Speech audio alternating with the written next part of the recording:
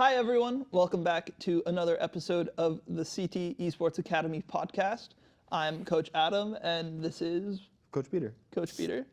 And today we're talking about goal setting and time management skills and how it relates to esports. Yeah, how to be a better gamer without necessarily gaming. Because I think that there's, in any sport or in any endeavor, you always get better at something. Well, there are ways to get better at the thing by doing the thing, or there's ways to get better by improving outside stuff. And I think today we're going to be talking about some things that are outside of what most people would consider the ways to get better at gaming.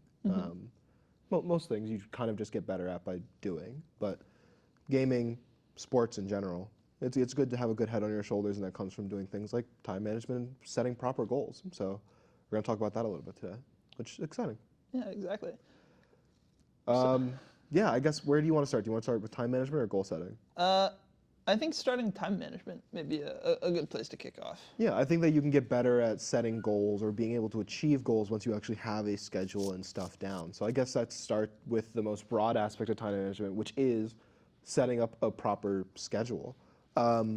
You've been getting better at scheduling as of recent. You do 2-hour stream every morning, special streams on Tuesday, and then we do our own individual podcast on Friday, and then we record this one on Wednesday, plus an entire work schedule. You're also on a Ultimate Frisbee team now, if you don't mind me saying. You're also on an Ultimate Frisbee team now, which is really cool. How do you approach like scheduling all of that into your week? Because you have a pretty hefty week when you take a step back. So I'd say the first thing for me is it's always important to iron out, like, what are the times that, like, I need to be doing something. So, like, for example, work. We've got certain kids coming in at certain days at certain times. So that is ironed into the schedule. That can't move, right? We've got students, they're expecting to come in, say, today we've got somebody coming at 4:30, right? So whatever I want to do throughout the day, I need to know, like, 4:30, I must be free for work. And then I kind of work backwards from there, right? So what else do I want to do in a day? I want to go to the gym. Well, since I work at a YMCA, right, I can do both in the same location. So either I'll book out an hour after work or an hour before work to go to the gym, which I can do multiple days a week, again, because it's same facility. And then streaming and just like gaming on my own time is another passion of mine. So I looked at my schedule, I looked at my week, and I was like, wow, I don't have to go to work until 3 o'clock or maybe 1:30, whatever. So I've got the entire morning to do whatever I want. And if I want to spend that time doing like a 2-hour stream each day, I think that's a perfect window for it, which that's what I talked about and that's what I decided. So that's what I went and did.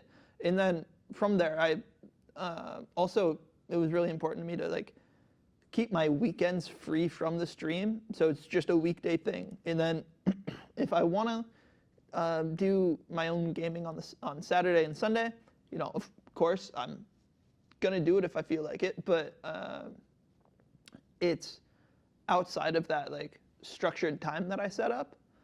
And then again, the weekends are much more fluid, where I can do what I feel like doing because I left that freedom in my schedule. Yeah, I think there's a lot of interesting things that you kind of picked up on there, at least from my perspective, because I go about it a little bit more of like repressive way, I might be using that psychology term correctly. But what I actually mean is I go about my scheduling a little bit more analytically. Like I actually sit down and like I think about like what it is that I am doing and I classify those. But I think you're also kind of doing that by virtue of like prioritizing what's important. There are ardent times that you kind of can't miss, right? That being like working here at the YMCA, that are kids that are clients that we have that come in at specific times. Working back from that makes a lot of sense. But then you don't have to prioritize every single thing, right? How do you weigh an hour in the gym versus an hour playing games, right? Especially as a person like you who values the competitive nature or the improvement nature or the goal that you have associated with both of them rather equally, you do have to kind of prioritize deeper than that. But you could also not and say, well, I'll just fit in what slots properly or what fits right for me. Working at the YMCA here, it's a fantastic gym. The YMCA facility in general is great. I've been thinking about like swimming here a little bit more often as a way to work out. That is like the facility that we have allows us to say, well, if I just get there a little earlier than the time that I have to be there, I also have the opportunity to work out. So then that's another thing checked off the list. Now I have the whole morning free. Then I could do gaming and I could do streaming specifically, which also helps with that. Having a strict schedule for streaming is also a really helpful way of streaming and like improving how the people that like watching you find you or know when to find you while you're streaming.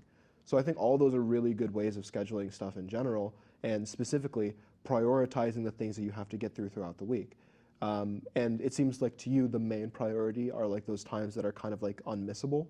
I think so. Another example of unmissable time for you, would you say that's like scrimming or like coaching the UHeart Overwatch team?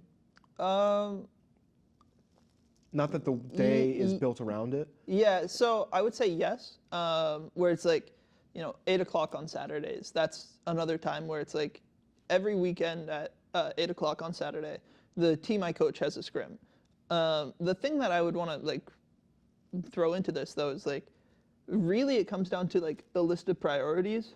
And since we're in the off season, and like the for UHeart. For the college team I coach, we're in the off season, as well as like just the motivation in general is pretty low for most players.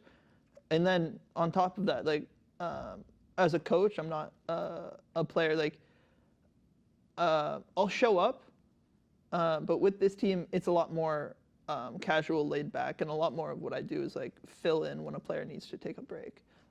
So it's less intensive than like the actual paid job that I have here, or even when I was like actually on the roster back in college, that was much of a higher priority.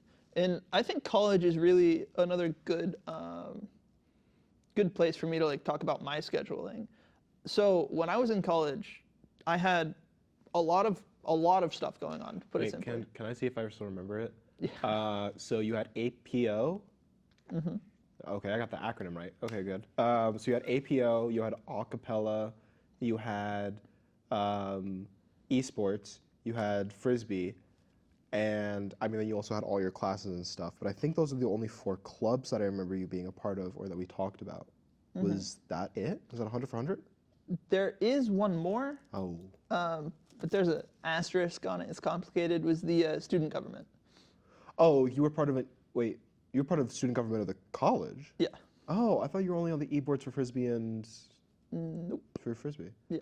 Oh, okay. Never mind. So 5. But yeah, so again, as Peter just said, I was in like 5 different like clubs and orgs in my school while also being a student. So when I looked at my schedule each week, in pretty much it was all like reoccurring events, like every day or every Monday. You could plan at the whatever. beginning of a month or even the beginning of the semester and know every single meeting you're going to have for each club. Exactly. Yeah. So, right, when I make my schedule for my classes, those are the most important thing, right? Because you're paying a couple, like tens of thousands of dollars to go to school each year. So that's got to be the top priority. Yeah. Not missing my classes. And then building out from there. Which of these other like clubs and orgs that I'm in are the most important to me? All right, so I was the president of the men's frisbee team. So that came number 2-ish, but it was kind of on par with the Overwatch team that we captained. Because again, both of those were like pretty equal in like management level for me. And then next down the list was where like priorities were still, it was important, it was things I wanted to be involved in, but I made it very clear to the leadership of those groups, like, this isn't my most important commitment. So I will be here as often as I can, but when there's a time conflict between this and another priority of mine, whether it's a class, whether it's esports, whether it's frisbee, again, the 3 higher priorities, I would make sure that's communicated. Yeah, I want to cut in and say that's really important. And like I think, looking back, even at the time, I really respected the way in which you went about prioritizing and scheduling your life because you were doing a lot, like numerically, right?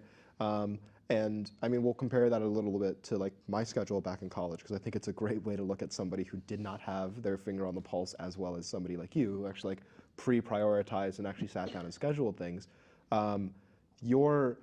I think the way that you communicated with other people about your priorities was a really healthy way to go about it. And I want, especially for viewers at home, especially when you start to get to high school where you're a little bit more responsible for your individual schedule and what you want to do and you have to prioritize the things that you want in life, it's really, really important to be straight up with the people around you and the people that you're interacting with so that they don't get an undue expectation for what it is that you'll be able to bring to the table. You know, I think about this more personally in like group settings, specifically like group projects in college. I was somebody who was just like, the second you texted me, like I was ready to just respond and do whatever was needed for the group project. But I also saw much later in life, looking back, how much strain that put on me. I didn't really set aside time and be straight up with other people like, hey, I won't be in the state for this period of time. I won't be able to do this. Which I'll explain, like there were a couple times I had group project stuff where I was like on the road with the women's volleyball team, having to do way more work than I needed to because somebody couldn't do something and they asked me if I could do it. And instead of saying like, no, I'm doing X because this is a bit more important right now, I just went, sure.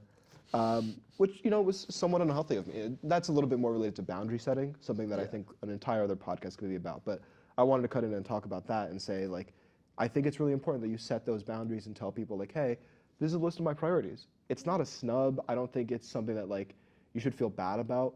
And if you are somebody who's like leading a group of people and you have somebody come to you and say like, hey, here's my list of priorities, you're number 4, don't feel bad about that. You should honestly be very happy that this is probably the only person that is in that group that came up to you and told you like, hey, I want you to know where I'm coming from. Yeah. That is a very rare thing to occur in our generation and in general with human beings. Yeah, and I think branching off what you were talking about, tying this back like directly to esports and like, you know, youth athletics in general is like making that clear to yourself of like how big of a priority esports is for you, right? Say you are interested in Fortnite and you're on a Fortnite team.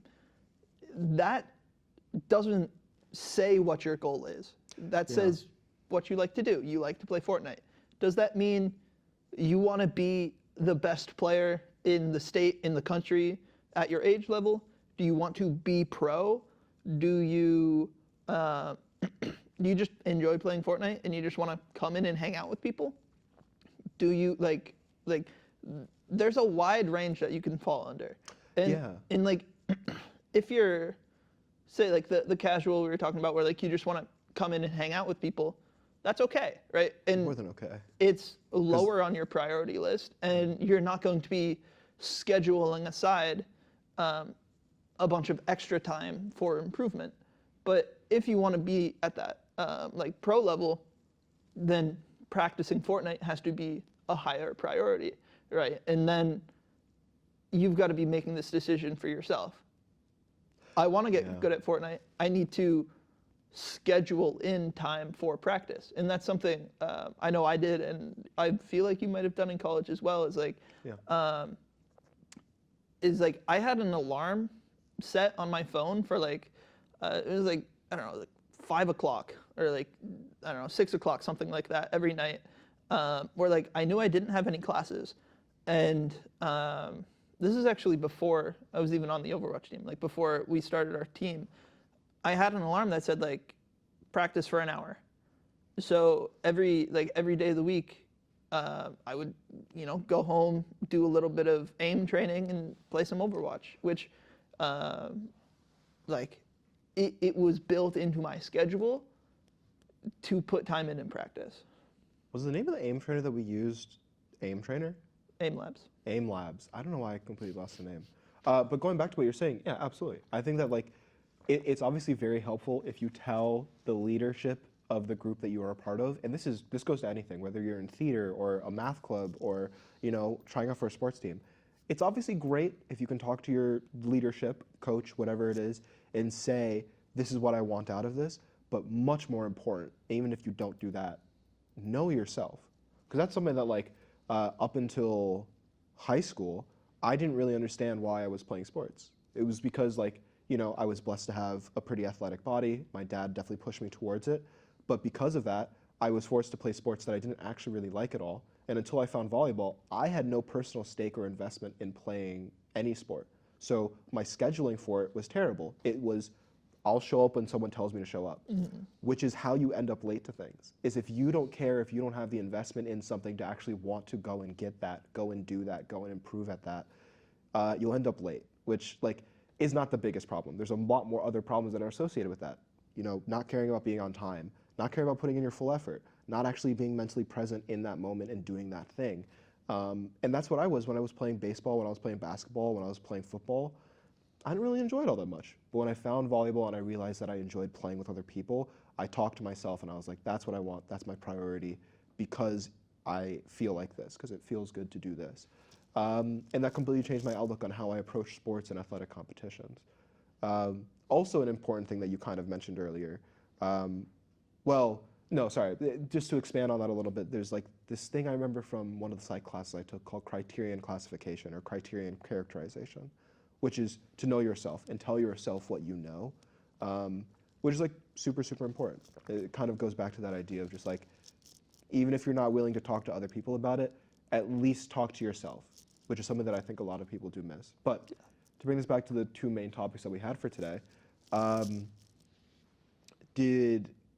think I want to talk a little bit about my college scheduling experience. Yeah, go for it. So in a similar way, as I was trying to like find myself in college, I definitely wasn't in as many clubs as you were in.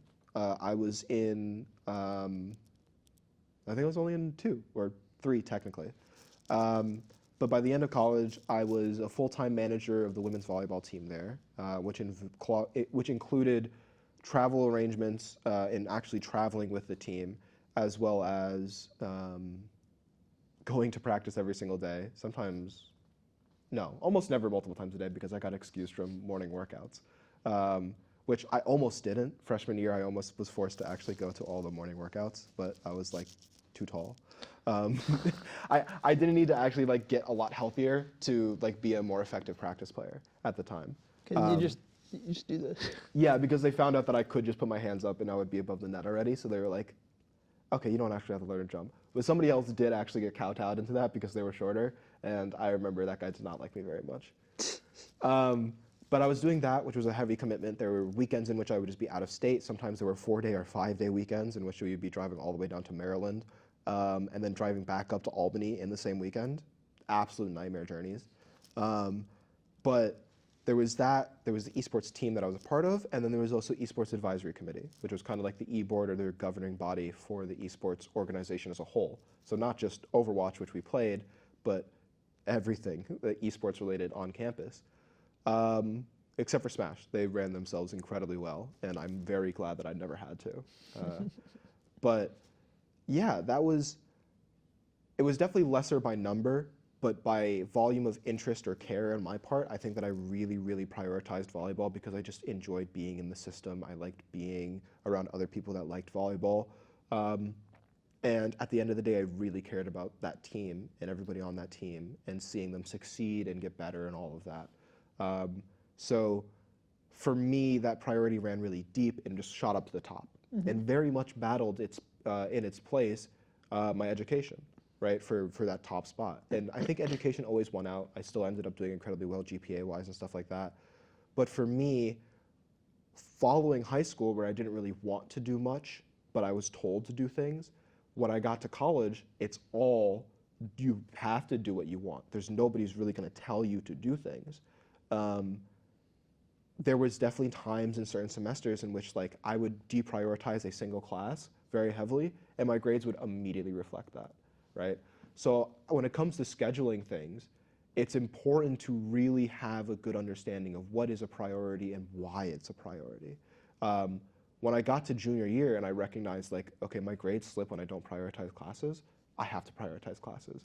My grades held so steady from there. Actually, junior year was the first time I had a solid 4.0 for the semester. And then I almost followed it up again over the summer because I had to take a makeup class because of COVID stuff. And then going into fall that year, also did a fantastic job, and I think I had like a 3.8 or 3.9. Those are like standout years for me because I reprioritized, understood where I was coming from, and then I made my schedule, right? And I think the biggest thing alongside of that is working into a schedule the small things. Like, even if it's at the bottom of the priority list, and I'm gonna say something stupid, the bottom of the priority list for me all of college were things like eating and doing laundry and cleaning up. That's not good, not at all. That is not where I'm at now in my life, but I deprioritize those things because it's just like, who cares, right? And especially with the eating thing, I was going through a very difficult time in my life in which I was not eating healthy or properly at all when I did eat, but I also was just not eating. So those two things combined meant that like everything else took a major hit because I was not prioritizing this enough. And it wasn't even that I wasn't prioritizing it enough, it wasn't on the priority list at all. It wasn't on the schedule at all. So when I literally don't know when I'm going to eat food during a day, I just won't eat food that day. How do you think that made my body feel? Like, not good at all. So even the most minuscule, minor things that you could think about that should be on your priority list still need to go from the priority list onto the schedule, and you do need to make time for that, right? And that includes things like hanging out with friends, or socializing, or going for a walk, drinking water, eating food. I think those are all really, really important things that I think a lot of people, especially gamers, overlook. Because especially freshman year when I was really, really into playing Overwatch, I had a physical schedule that literally included everything but eating food. And I remember sending a picture of it to my mom being like, hey, I'm doing really good in college, like I made a really great schedule. And she's just like, when do you eat? And I was like, haha, what? Oh gosh, yeah. I mean, like what I would do in a lot of situations is I would combine eating with other activities. Most commonly, Socializing? socializing. That's a very common one. You know, like the classic high school, or like you eat in the cafeteria with all your friends. Much more classically college. Like you have those like dining halls and stuff. It's just a vibe. Yeah, exactly. Which I did countless times, but the other one that I was gonna go towards was like homework.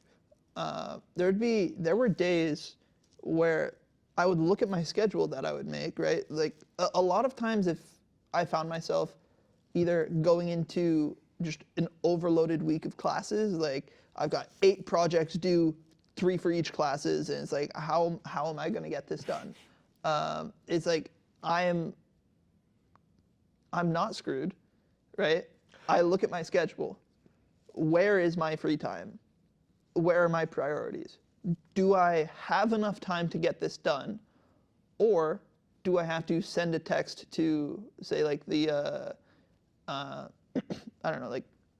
Acapella? Yeah, like the acapella director. Say like, hey, I'm not going to be able to show up today. Or what I did a lot of times, actually, is I would send them a text like, hey, I'll be there, but I'm going to be silent in the corner doing my homework the whole time.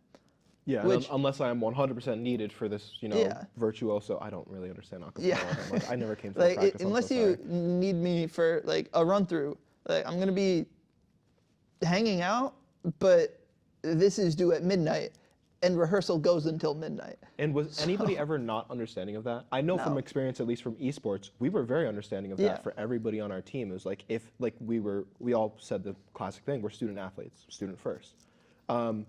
Was there ever an experience with acapella or any other groups where just like, nope.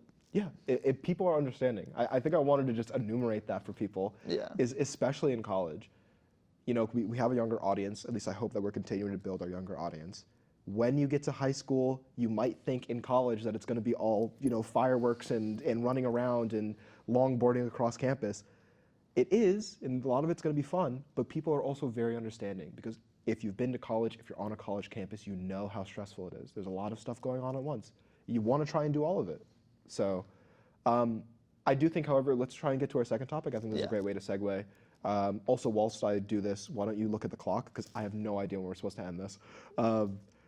But I think an important thing based off of scheduling and priorities and how it relates to goals is let's talk about how we both got better at doing some of these things and talk about, because for me, I approach them goal-oriented, right? Mm-hmm. For me, scheduling is one of those things that I've been, as a goal, trying to get better at. So I've been setting myself more and more manageable goals, which I think is the most perfect way to talk about goals, is the difference between realistic and unrealistic goals, right? And I think I should start off by saying I think an unrealistic goal is better defined as a dream, right? Like, goal, I want to be president. That's a dream. It doesn't make it less real. I think obviously the word dream makes it feel less real, but I think that the goal of I want to be president has 50 sub-goals that are all more real to become president, right? Yeah. Get elected to lower office, poli-sci degree, law school, all those things, which obviously I thought about being president at some point in my life. So I thought about this pretty thoroughly.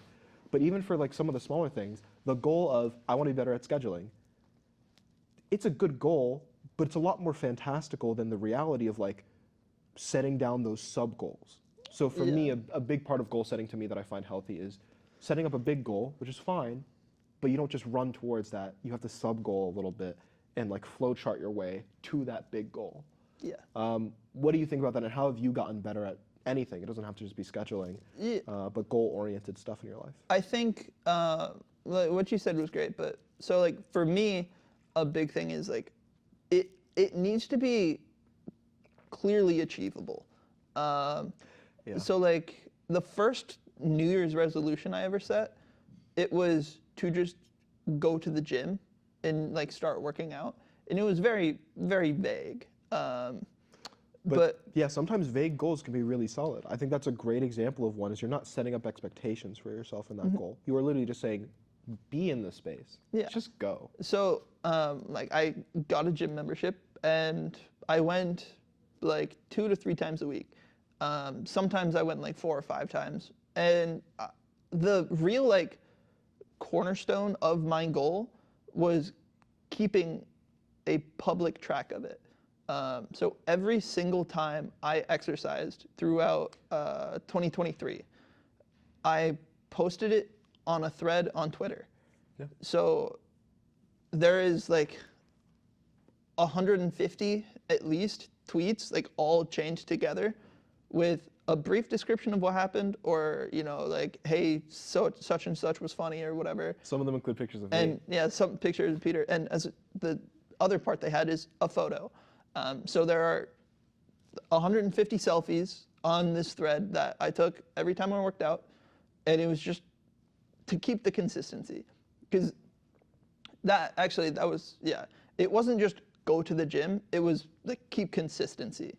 Because that was always the big like issue that I ran into, is that like when I would start going to the gym, I'd go really hard for like 2 to 3 weeks, and then I would like simmer out. So a good way for me, which is something like I found to keep me going on that, is attach a monetary like investment to it, right? If I pay for a gym membership but I'm not going to the gym, I'm wasting my own money. You're lighting it on fire. And I don't like wasting money, so I, took value from it. And then coming into the following year, I set myself another 2 goals, both of which very achievable. One was a more specific, like detailed form of the previous goal, which was work out 2 to 3 times a week. Minimum, I think I said minimum 2 times a week, and reach below 200 pounds. I started at like the previous year I was at like 225. At the start of this year I was at like 210 or something. So below 200 was my goal, and then maintain it throughout the year and like on past the year. And then the second goal was, as we talked about earlier, was my streaming. I wanted to stay consistent with streaming and stream weekdays the whole year, which up to now I've done so far. Yeah. I think those are like also really good ways of like showing how goals shift from goal setting periods, right? Mm-hmm. If you're doing them around New Year's, which I think has been fantastic for you. I mean, your workout progress has been really good. Each year you have a time to just go back, okay, what did I accomplish last year? Let's up the ante a small amount, right? And you're not going too crazy with it. I think like this year was the first year I actually set a goal for myself like at New Year's. and I already achieved it, which kind of has me a little miffed, but I'm going to obviously rework on it because I only set myself 6-month goals. And, oh my God, it's almost, no, wait, it is, we're 6 months in. Yeah. Oh, July 1st will be. 7. But June is 6. June is 6. Oh, maybe I should have reset already. Okay, my bad. But Anyways. I think the only, because I set public and private goals as well. Like I have goals that are just private for me that I'm working on, and then I have like public goals, which I've talked about with other people, but I don't really use social media like that, so I don't post it on social media. Yeah, for sure. But actually, one of the goals is to get back on social media. But I have very much been pushing that off because it's too big, and it is vague goal, which vague goals are inherently bagged, but it's also really big for me because of the reasons why I got off social media. It's because of like rampant parasocial anxiety and just like, you know, other factors that are just more difficult to just say, I'll just deal with it. With a gym thing though, so one of my big workout goals was one, similar to you, work out X amount of times per week. I think I set myself at 3, but I've been crushing it way beyond that. I don't think there's been a week where I've missed more than like 5 days besides the last week. And I was literally on vacation and couldn't go to the gym. I still hated every single second of it. But the other one was to run a sub 10-minute mile because I've literally never done that before. Crippling like asthma, it's been really difficult for me. And I did it in like the first 4 weeks of January, or in the first in January. But there was still progress for me. So like I started off with like a 14-minute mile, then I got down to like a 12, then a 11, and then I finally got under 10. And I think now even I'm pretty sure I could do less than 10. Last time we went running, we had a pace under 10, right? Yeah. Yeah. So like that is, it felt good, right? And I really enjoyed setting that goal and then going back to it and looking like, okay, I can actually check this off, which is really nice. But I also think it was a bit too specific. So I think that there is an odd sweet spot in setting goals between being way too vague and being way too specific. And I think that that's one axis. I think another axis is kind of what you were talking about, which is how achievable it is.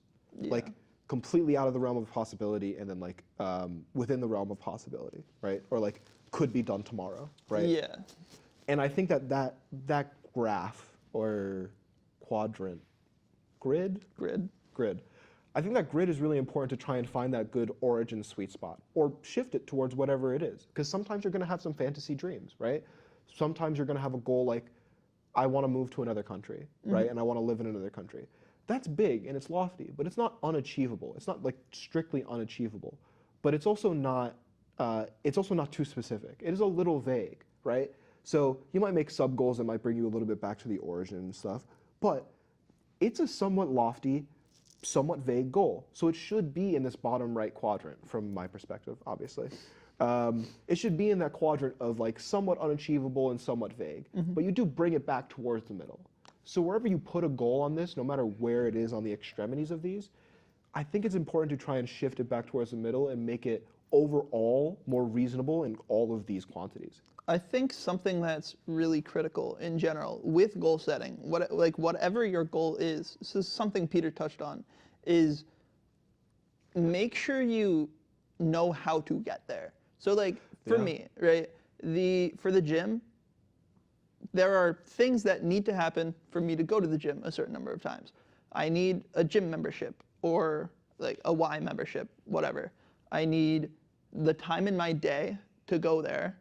I need the energy to go. And those are really the 3 like core things.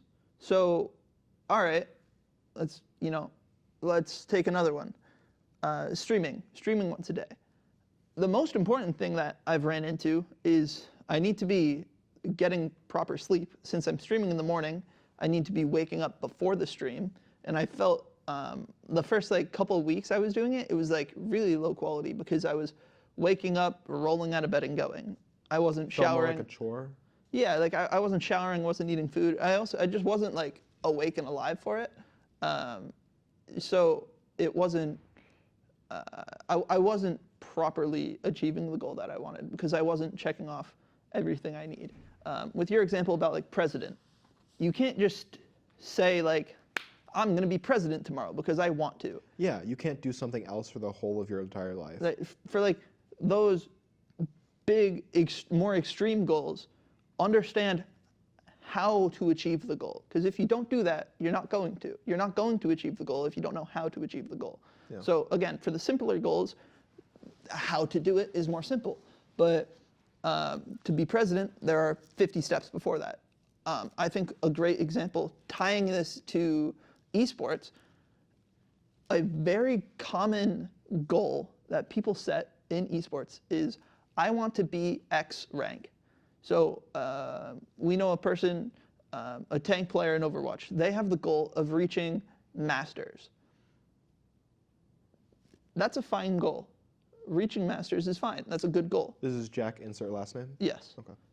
And something that he's been working on, and like I help him with sometimes, is understand how to do that.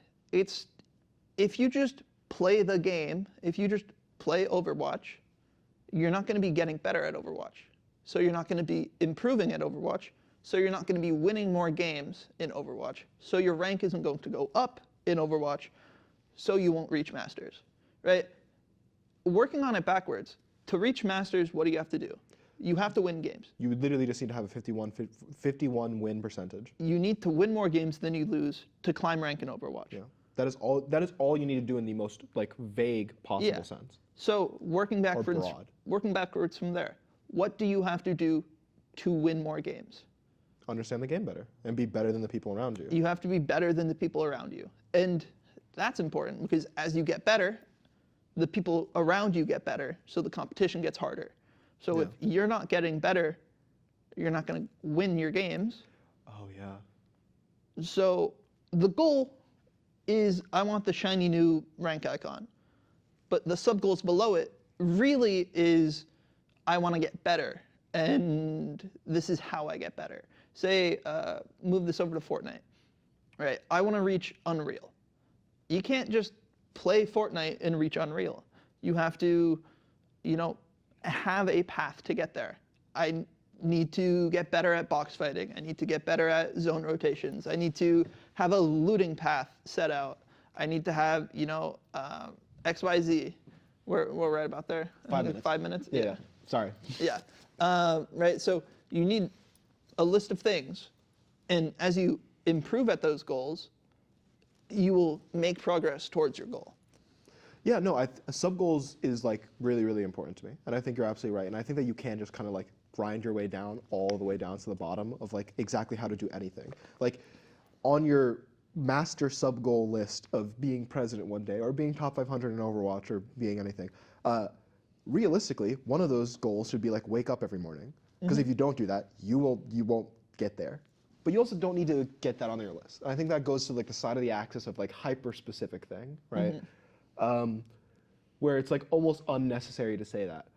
But for some people it is. Some people it is really important to just say the absolute basics. And for me personally, in my personal life, and I'll relate this back to gaming in a little bit, is I do sometimes put on my list, like get up and make your bed, right? Because like I typically don't ever forget that. But there are certain days where I'm doing so much in the day that I have to get up and immediately leave the house. It's like, take a second. Literally just take a second when you wake up in the morning and make your bed and then leave the house. Because if you leave with all that anxiety or that like, that I did not pause or breathe or eat or drink water for a second, it's really difficult. And to not really relate that back to gaming, but to go back to what you were saying kind of about goal setting in gaming specifically, is improving at X rank is specific to X rank. There are overall things that if you are good at all of them, you will be good at every single rank. But getting out of Diamond is different than getting out of Masters because you are playing the people around you, right? And I think you also have to recognize when a goal is you-centric or is we-centric. And I don't mean like me and you, I'm talking about like just in general like human-centric, right? Or anthropogenic, if you'd like a nice word. You can Google the actual definition. It does kind of mean human-centric. Anthropogenic goals are things that require input or access to another person to fully achieve. You cannot get elected president without other human beings. And there's multiple aspects to that. But I think the most important one, and this kind of goes for even some of the personal I-centric goals, are asking other people, what was your experience like? There were trailblazers. A lot of the paths that you walk down have been walked by other people. And even if you don't want to walk it the exact same way, you end up at the same location, or that person ends up at the location that you want to be at. It's good to ask them, hey, do you run into this tree? Did you see a swamp? Like, what was your journey like? And I think Jack does a good job of doing that with you, as you guys sit down, talk, do VOD reviews, and talk about your individual experiences, or at the very least, what works for you, and then what might work for Jack, if there are similarities when you actually talk about it. But if there aren't, it's good to know, well, Adam thinks like this. I might run into other gamers like Adam. I run into a tank, they're acting like Adam. I know how to beat Adam, because he always talks about how they approach the game, right? And I think that's a really, really important thing, is to communicate, trust in, and ask questions. You know, nobody got to anywhere they were without help from others. That's just not how humans function. We are better as a group, apes together strong, and as much as that is like a meme, it's also just true. Yeah. We're a lot better together, and I think one of the best ways to do that, specific to goal setting, is to communicate with other people. And to go all the way back to scheduling, when you make a priority, communicating with other people and explaining what that priority is and where they fall on that is just a respectful, kind thing to do that can start a communication about that, right? Mm-hmm. The worst case scenario in you telling somebody, hey, I prioritize this above you, is they get slightly mad about it. And they just don't understand. But that's when you can communicate, have a conversation about that, and say like, show us this podcast. Show them this podcast. B, a thing that they'll see in this podcast is talk about it. You don't have to be mad about it, but if you just talk about it and be like, hey, this is why I'm prioritizing the other thing, is because it's really important to me. And they go, oh, well, I've done that before, by the way. Maybe I can help you make that a little bit easier so that maybe this thing I really care about gets moved up your priority list. But if it doesn't, that's all good, and I'm just glad to have helped you as best I could. And I think that's one of the best things about CTEA, is that we try and do that. We try our best, and we honestly have achieved as well as we can, helping other people re-recognize where gaming is in their hearts and in their lives. A lot of gamers that come into us don't know that there are national tournaments, they don't know that there are scholarships, or if they do know about it, they don't know what the criteria are to actually achieve those things, right? And you know, me and you might not know every single school system. We might not know every single team that's going to be offering those scholarships, but we have a broad sense, and we can also help.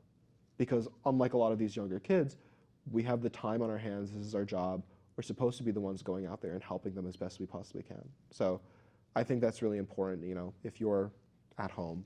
That's what CTEA is about. And I think there are a lot of other things for non-gaming stuff as well, where people are here to help. So reach out, communicate, and ask the questions that you have, because it's never stupid to have a question. There may be dumb questions, but it's really hard, and I don't think anybody has asked one in at least 5 years, for me at least. I don't think I've heard a dumb question in over a decade.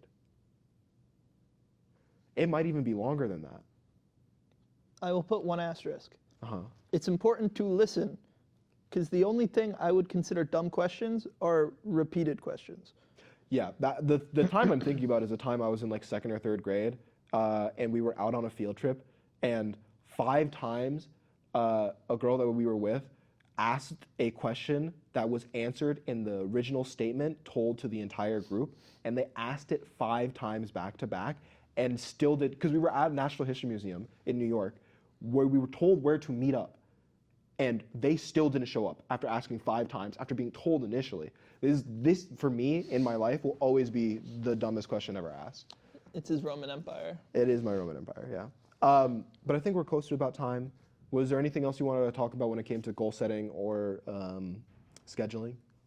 No, I think that we really, we covered it pretty well. But if you've got any questions about goal setting, or if you're looking for help, you know, feel free to shoot us an email or leave a comment below. Our email, staff@CTE Sports Academy, or replace staff with Adam or Peter, and you'll find us. But yeah, I'd love to see a comment down below about, you know, hey, these are my goals. Do you have any recommendations on how I can achieve that? Oh, I got so boiled down on this that I didn't get to say it because I couldn't remember what word it was. But it's either repudiation, recompense, or remuneration, which is a word that is supposed to describe in contracts how a contract is enforced, which is kind of what you did with the whole posting on social media of like your goals. I think that's great. I wanted to say that at some point, but I forgot to because I got so boiled down in the word, and I looked for my phone, and then I realized my phone is recording. So, real quick thing about setting goals. Whatever way you can police yourself to actually follow through with the goals is a healthy way to go about it, as long as it's not too negative. I would never be able to do what Adam does because I take social pressure in a completely different way.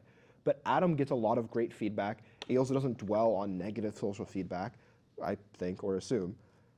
And because of those factors, he is able to have that recompense of a goal set be, I'll post publicly.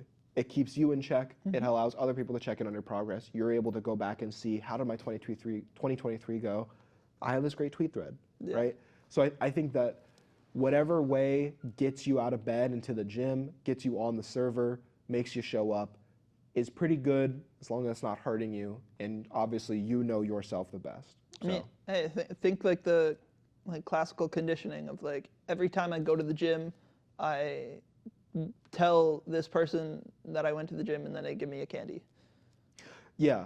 I'm seriously so miffed that I don't know what the word is, because you said classical conditioning and I don't know whether or not it's actually like slightly, if it's a psychology term that I'm looking for. I'm going to be bogged down on this for a while. But yeah, no, I thought that was a good podcast. Adam said, what was your call to action in the comments? Let us know about your goals. Tell us about what you're trying to work for, whether it's in the esports realm or just generic, going to the gym, showing up to work, whatever, holding a job. I don't know what you're doing, but yeah, but I hope that you're working at being better at it, because you don't have to be here. You can always be here. And I think that the best part of being a human being is being malleable and adapting. So let's keep on improving, guys, regardless of what it is that you're improving at. Thank you guys for watching. You got anything left? No, hit the outro. Thank you all for watching. It's been a pleasure. It's been fun talking about our goals and our scheduling and how it impacts. I think next week we're going to talk a little bit more about gaming stuff. Yeah. Today was a much less gaming episode. It was more like broad and. It was real heady. Yeah. Yeah. We'll talk about video games. We promise. But it's important. It's really important. It's really important.